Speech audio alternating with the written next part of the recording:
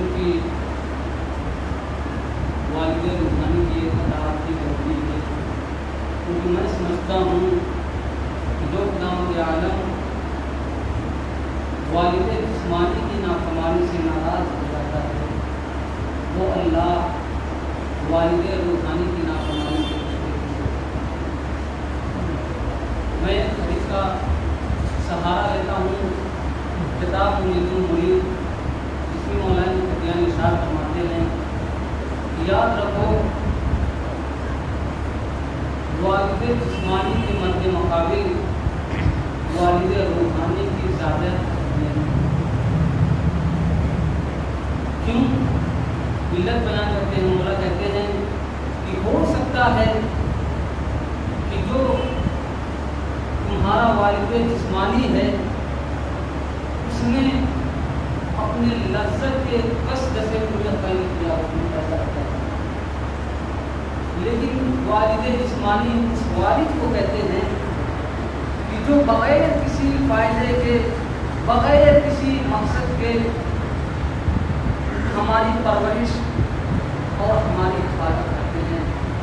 میں اپنے موضوع کی طرف پڑھوں، میں نے قرآن مجید کی جس آیت کو پڑھنے کا شرف حاصل کیا، سورہ یاسین کی آیت ہے، جس میں ارشاد رب العزت ہوتا ہے کہ ہم نے ہر چیز کے لیے ایک خادم، ایک رہنما معین کیا ہے، وَكُلَّ شَيْءٍ أَحْصَيْنَاهُ فِي إِمَامٍ مُبِينٍ۔ ہر چیز ایک امام کے انڈر میں ہے، ہر چیز ایک امام کے احاطے میں ہے، یعنی کوئی بھی چیز بغیر لیڈر کے، بغیر سرپرست کے، بغیر رہبر کے نہیں ہے۔ آج اتنی بڑی قوم کس کے تحت ہے؟ ایک امام کے تحت۔ لیکن وہ امام ہم سے کیا چاہتا ہے؟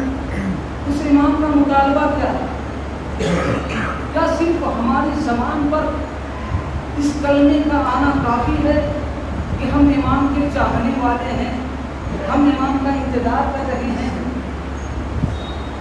کیا اس کلمے سے ہماری محبت ثابت ہوتی ہے؟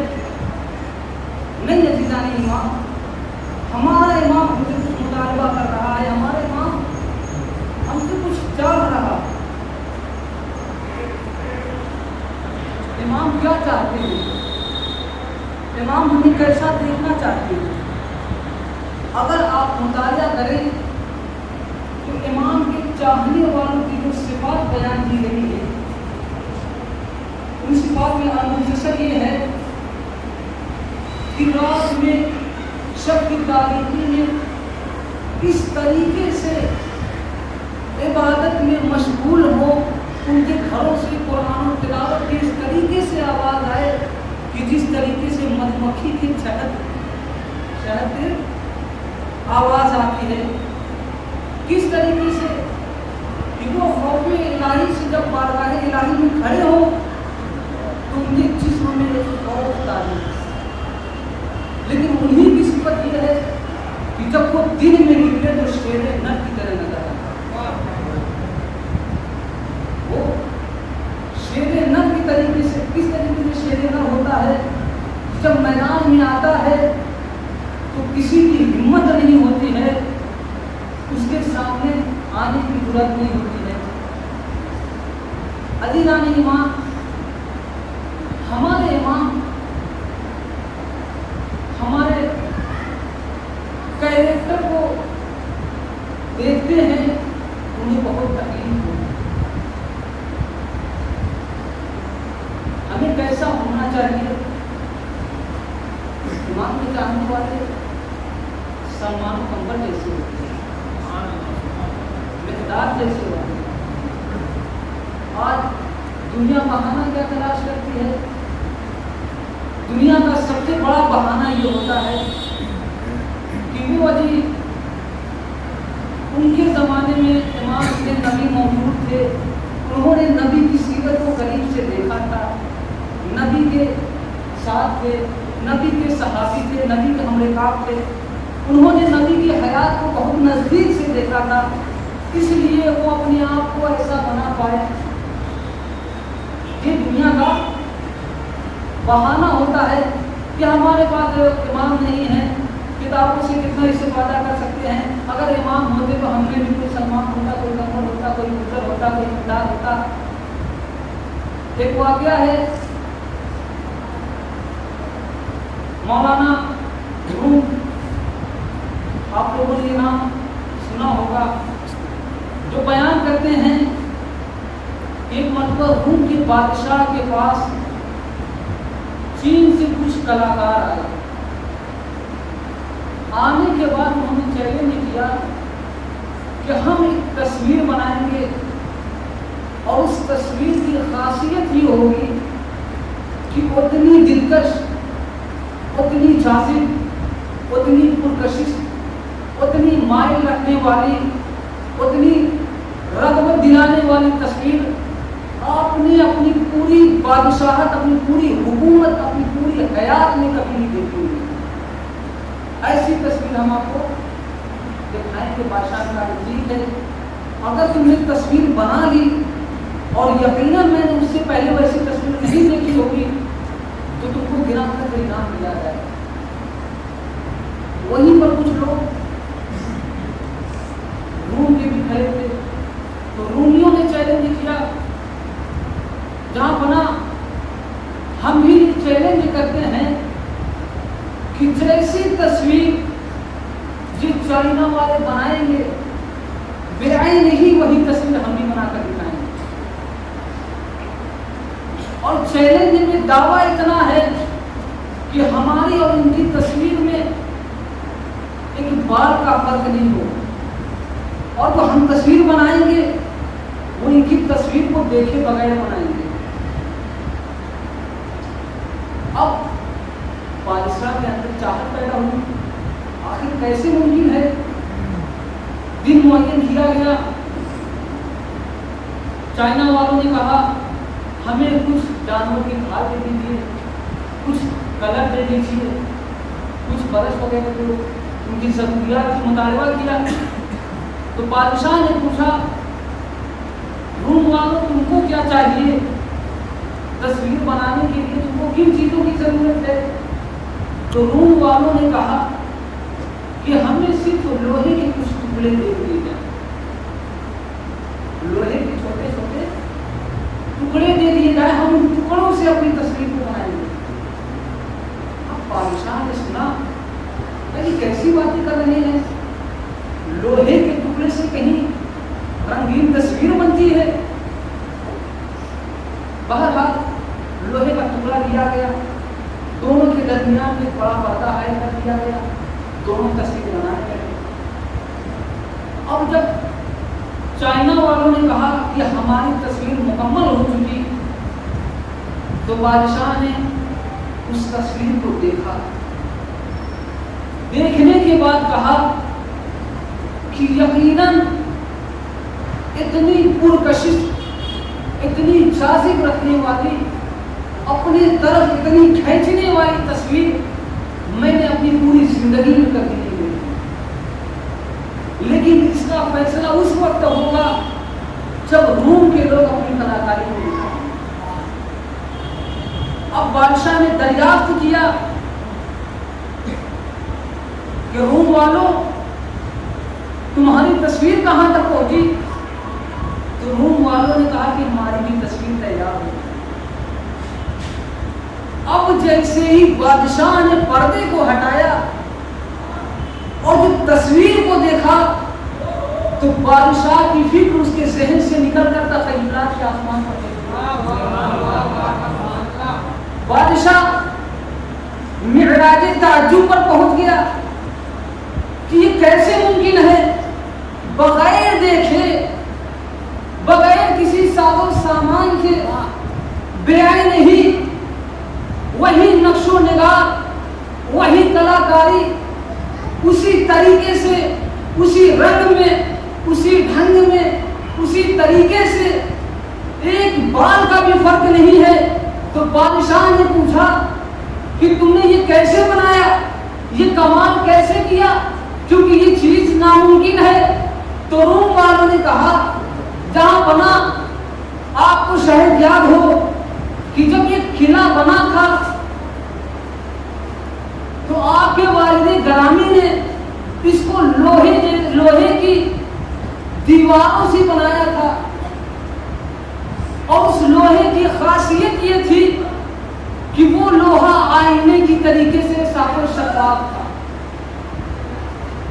آئینے کی طریقے سے صاف و شفاف تھا۔ ہم نے کچھ نہیں کیا ہے، ہم نے صرف جو دیوار پر بارش اور دھوپ کی وجہ سے زنگ لگ گیا تھا، ہم نے اس زنگ کو صاف کر دیا ہے، جس کے عوض سامنے کی تصویر کا عکس آ رہا ہے۔ بادشاہ نے پوچھا بتانا کیا چاہتے ہو؟ کہا ہم بتانا یہ چاہتے ہیں جو دنیا بہانہ تلاش کر رہی ہے کہ ہمارے پاس رسول نہیں ہے، ہمارے پاس امام نہیں ہے، ہمیں رسول اور امام کی ضرورت نہیں ہے، ہمیں ضرورت ہے کہ اپنے دل پہ لگے ہوئے سڑے ہوئے زنگ کو توبہ کی سیکل سے اس طریقے سے صاف کریں تو امام کا کردار ہمارے دل میں اتر آئے گا۔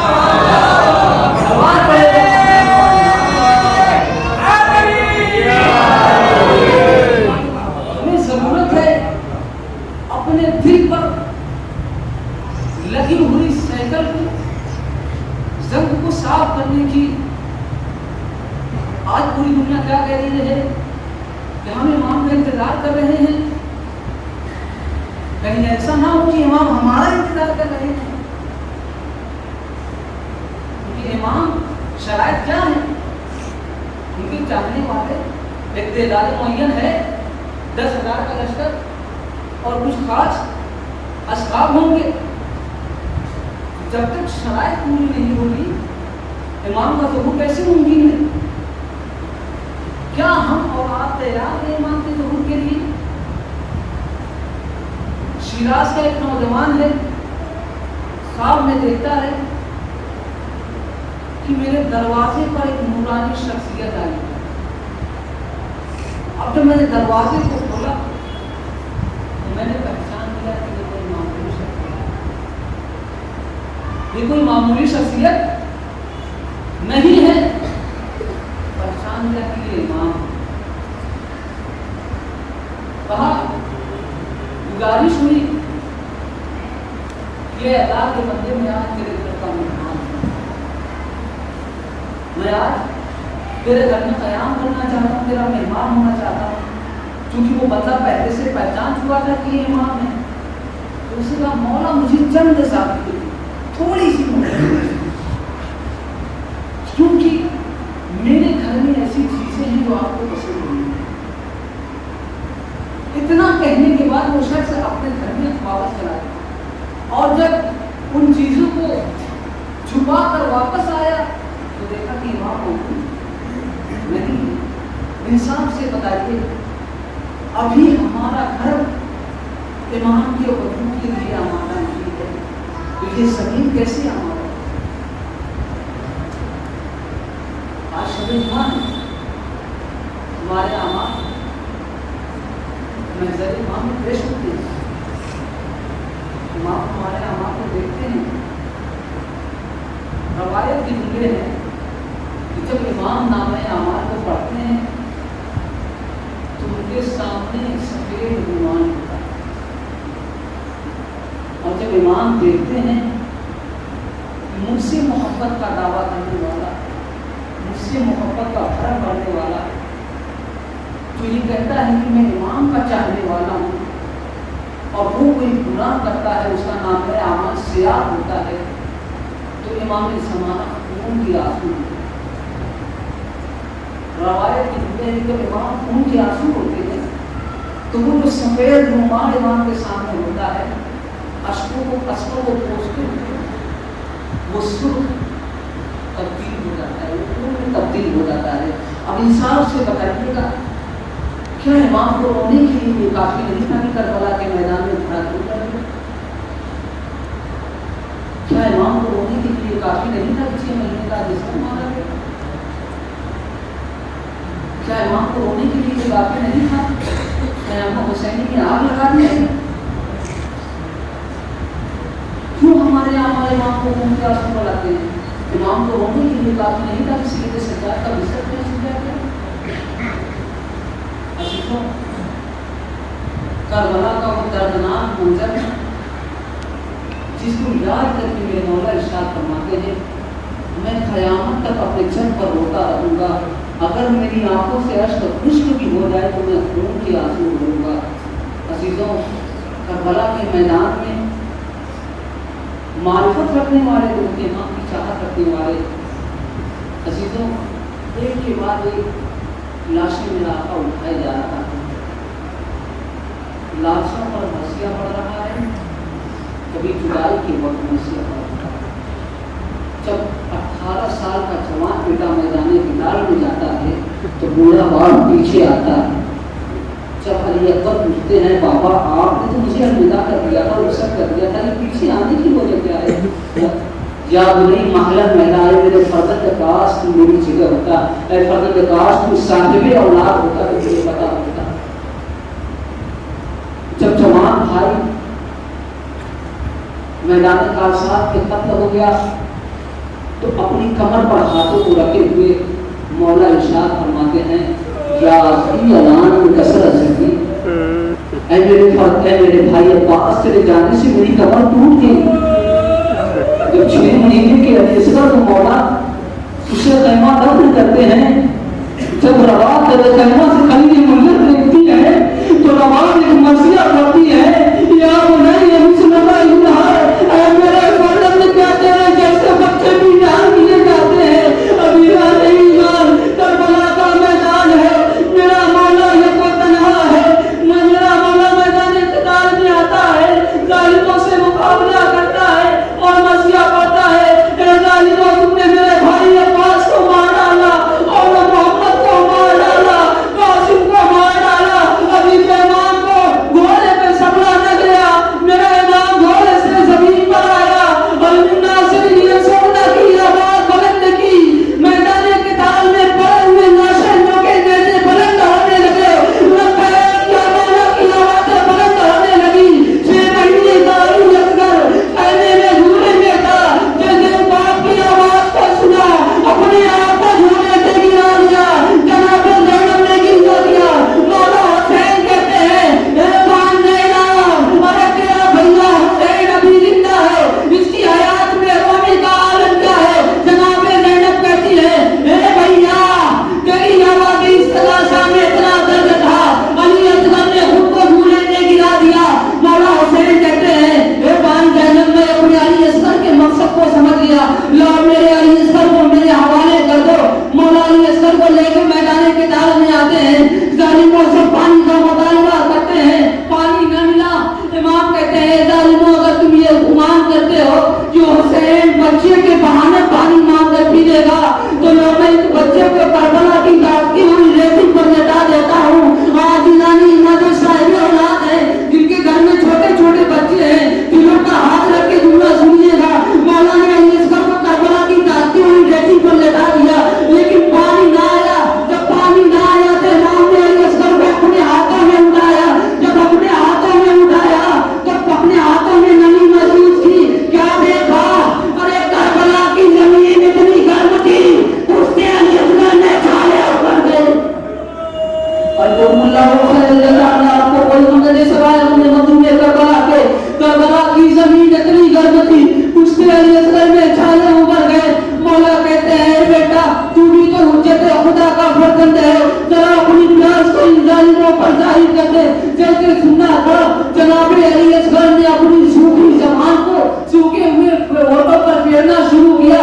रवायत के जुमले हैं कि जिस तरीके से मछली पानी से बाहर आने के बाद कभी तड़पकर अपने मुंह को खोलती है, कभी बंद करती है, करबला के मैदान में मेरा 6 महीने का अली असगर कभी मुंह को खोलता है, कभी बंद करता है। जब जनाब अली असगर ने अपनी सूखी ज़बान को सूखे हुए होठों पर फेरा, वो अशिया में कोहराम बरपा हो गया। एक मरतबा शिब्र कहता है, ना हुर्मुला कहाँ है? कलाम हुसैन, हुसैन के कलाम को मुनक़ता कर दे। ये सुनते ही हुर्मुला ने एक तीर को लिया, कमान में जोड़ा, तीर चलाया मगर निशाना न लगा, दूसरा तीर चलाया, निशाना लिया मगर निशाना सही नहीं लगा। एक हुआ शिव ने कहता है हुरमुला, जब मुझसे कोई पूछता है कि ऐ शिव तेरी लश्कर में सबसे बड़ा तीरंदाज कौन है, तो मैं हुरमुला का नाम लेता हूँ। आज तूने इस बच्चे का निशाना सही नहीं लिया। हुरमुला कहता है मैं कैसे निशाना सही लेता, जब मैंने पहला तीर चलाया था तो तस्वीरों को थामे हुए नहीं का सामने आ गए। ए हुरमुला, 6 महीने के असगर ने तेरा क्या बिगाड़ा है? जब मैंने दूसरा तीर चलाया तो नजर से मौलाए कायनात आ गए। ए हुरमुला, इस 6 महीने के बच्चे ने तेरा क्या बिगाड़ा है? अदीजा ने ईमान। उसके बाद हुरमुला ने तीरे शहशोबा लिया, जिसे हिंदी में त्रिशूल कहा जाता है। तीरे शहशोबा को कमान से जोड़ा, जब तीर को चलाया तो सनसनाता हुआ तीर गोलुए लश्कर को चाक करते हुए बाजुए इमाम में पैवस्त हो गया। रवायत के जुमले हैं, अगर इमाम तीर को अपने बाजू में ना रोकते, सनसनाता हुआ तीर लश्कर को वहां तक ले जाता जहां